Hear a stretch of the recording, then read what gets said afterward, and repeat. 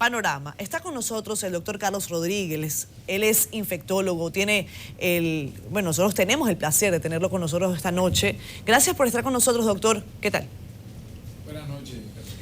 En principio quiero preguntarle su perspectiva con lo que acabamos de ver. Este escenario, ¿está la República Dominicana preparada? ¿Estamos los dominicanos preparados para enfrentar un caso de coronavirus? Sobre todo ¿puede considerarse ya pandemia? Empecemos por allí, doctor. No, fíjate, todavía la Organización Mundial de la Salud eleva al nivel más alto de la alarma global por la expansión a los demás territorios que ya pasan de 50, está casi hablando de 54 países fuera de China, y por la mortalidad que ha implicado en todo esto. Es cierto que el 95% de estos pacientes han sido en la China continental, pero no deja de ser importante hablar de que en Italia ya van por 21 muertos. Entonces, con esta cifra de 800 y tantos pacientes y 21 muertos en Italia, y ya expandiéndose con 2 países como Brasil y México en América, con casos reportados, confirmados, este caso ahora en la África subsahariana, en Nigeria, pues seguimos hablando de la expansión, pero todavía no se habla de pandemia, se habla de un nivel más alto de la alerta global. Quiero preguntarle también, doctor, con respecto a la sintomatología, ¿qué podemos decir en este sentido? ¿Qué diferencia hay de una gripe común? Hay quienes también han hablado de sus parecidos también con el SARS. Hablemos de esto, por favor. Sí, la sintomatología es la misma de todos los virus respiratorios. Ojo con esto. Por esa razón es muy difícil que de una primera intención se pueda diagnosticar solo por la clínica. De ahí es que es importante los datos epidemiológicos, de dónde viene el paciente, de dónde viene la persona con los síntomas, si ha estado en contacto con alguien que ya se conoce, es un caso confirmado, o estaba en una especie de cuarentena porque estuvo en contacto, o ha viajado exactamente con pasajeros en un avión donde ha habido casos confirmados o sospechosos. Es decir, tenemos que juntar por el momento la clínica del paciente, la fiebre, la tos, la dificultad respiratoria, el malestar general, puede haber algún síntoma conjuntival, pero básicamente ese cuadro de moco y tos que el paciente puede tener como cualquier cuadro respiratorio. Lo único que lo acompañamos de esa parte epidemiológica que es muy importante. Aparte de esa parte epidemiológica que dice usted es muy importante, ¿hay algún examen específico que determine el caso de coronavirus que tengamos acá en la República Dominicana disponible? Sí, las autoridades están hablando que ya disponen en el laboratorio, que de hecho las pruebas de los sospechosos en los últimos tiempos se han procesado. Si es una prueba por biología molecular, que son bastante rápidas y que ya se disponen prácticamente en todo el mundo. Es decir, que ya no hay un misterio desde el punto de vista de diagnóstico. Importante es hacer el diagnóstico precoz y tomar la medida de contención lo más rápido posible para evitar la propagación. ¿Cuáles son esas medidas de contención, doctor? Se ha hablado de utilización de mascarillas, se ha hablado de que la gente tiene que tomar vitamina C, de que la gente tiene que comer más sancocho. Díganos usted qué hay de mito y qué hay de realidad, por favor. Claro, el estar bien alimentado es bueno para todo y para todos. En el caso de una dieta balanceada es suficiente para todo el mundo. Esa historia de tomar grandes cantidades de vitamina, que tomar cosas que no tienen ningún sentido, ninguna base científica, no tiene ninguna base. Entonces, desde el punto de vista de qué hacer, sí, si usted tiene esos síntomas respiratorios, vaya al médico. Pero es importante reconocer que los centros de salud, tanto públicos y privados, deben tener un área para manejar los pacientes respiratorios ahora que estamos en esta época. ¿Por qué? Porque también tenemos influenza. Influenza también es un importante cuadro respiratorio que mata muchas personas al año. ¿Cuál es la diferencia? Influenza tiene tratamiento, influenza tiene vacuna. Sin embargo, la gente no se vacuna. Una vacuna que está disponible para todas las personas por encima de los 6 meses de edad y que anualmente a nosotros para la época del otoño, cerca de septiembre, octubre, deberíamos tener la vacuna. Principalmente hasta el personal de salud que es el que está en contacto con pacientes, es el que menos se vacuna en muchas ocasiones. Entonces, realmente es una diferencia importante, pero puede venir un cuadro respiratorio por influenza. Por eso digo, tener un área para los pacientes respiratorios es importante en los centros públicos y privados. De ahí que se tenga la información de la clínica respiratoria y la epidemiología, esto puede hacer levantar la sospecha de que se puede estar presente frente a un cuadro del coronavirus.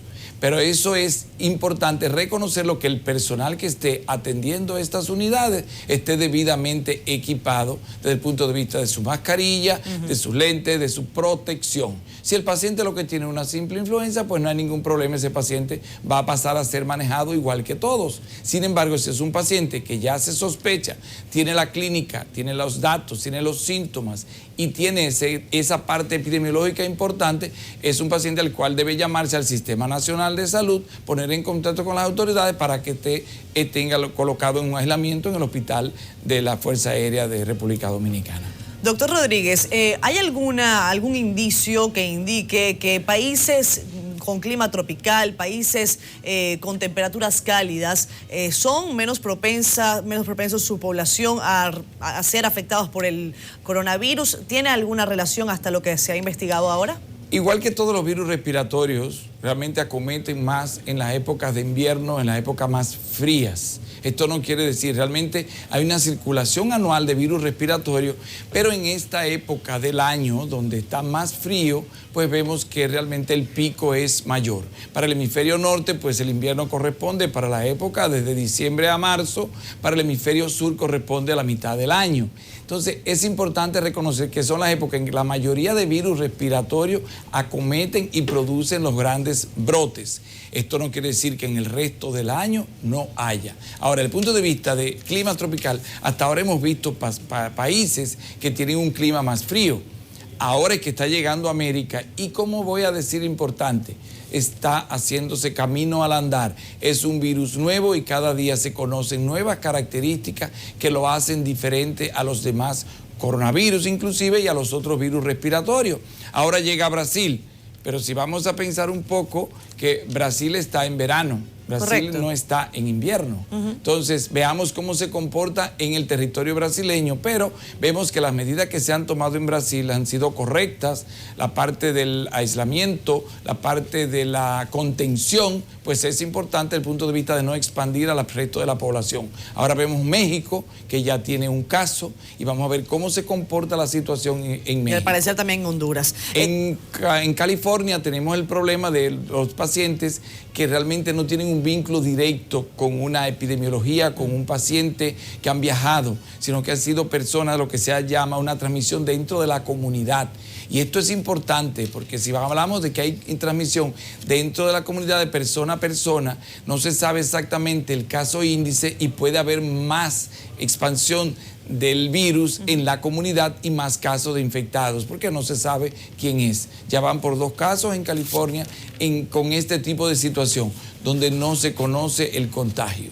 Doctor, finalmente, con esto quiero despedir. Hay distintos llamados de los organismos de salud pública a que no se expandan, no se difundan noticias falsas y que se mantenga la calma, pese a que sí hay que tener atención y no fiarse, por decirlo de alguna manera. Pero hay que también decir, un paciente que resulte diagnosticado con coronavirus, ¿cuál es el porcentaje de probabilidad de que pueda salir de la enfermedad con vida? ¿Cuál es el potencial o no porcentaje catastrófico en este caso? Fíjate que por lo que se ha visto, prácticamente casi el 80% de los pacientes se recupera. Un 20% de ellos merita internamiento y puede llegar a una unidad de cuidados intensivos, y de ellos alrededor de un 5 a 6% necesitar un apoyo ventilatorio mecánico. Es decir, si vemos en número, realmente no es tanto. Lo que pasa es que si vamos a un porcentaje dentro de una población que está vulnerable porque nunca ha tenido contacto con el virus, ese % se eleva a una cantidad importante de personas que pueden necesitar hospitalización y que pueden necesitar terapia intensiva.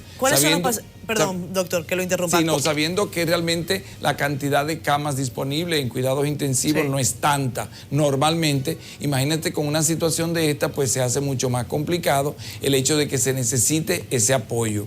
Porque, vamos a aclarar, no hay tratamiento específico. Todo el mundo está comenzando a hablar de distintas moléculas, distintos fármacos. Todo ello ha sido experimental. Se están corriendo estudios dentro de propio China. Hay estudios in vitro, o sea, en el laboratorio, que muestran efectividad.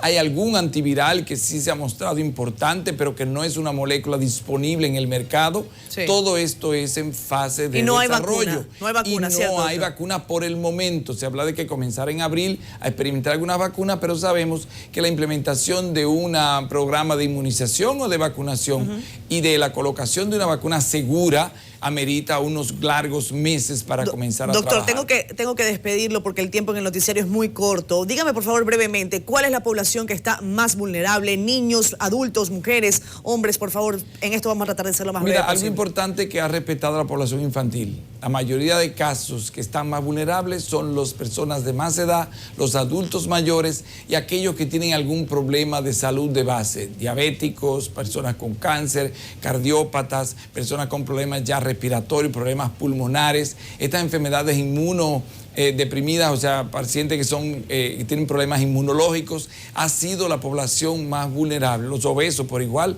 son personas susceptibles y ahí es importante que la prevención es lo más importante de todo esto. Así es. Vamos a hablar que el no usar las manos para toser y estornudar es muy importante, usar pañuelos desechables, usar el codo cuando no tenga un pañuelo desechable a mano y se pueda tirar al zafacón, evitar aglomeraciones, ese tipo de situaciones que ponen en riesgo muchas personas cuando tienen síntomas respiratorios, que sirve igual para otras patologías respiratorias. Bien, pues. Entonces yo creo el lavado de manos, porque estas gotitas de saliva pueden estar ensuciando la superficie, el lavado de manos constante se hace una medida muy, pero muy importante también. Gracias, doctor. Doctor Carlos Rodríguez, infectólogo, quien ha dedicado estos importantes minutos para hablarnos de las medidas, sintomatología, todos estos datos importantísimos, doctor, con relación al coronavirus. Seguramente volveremos a conversar con usted en los próximos días.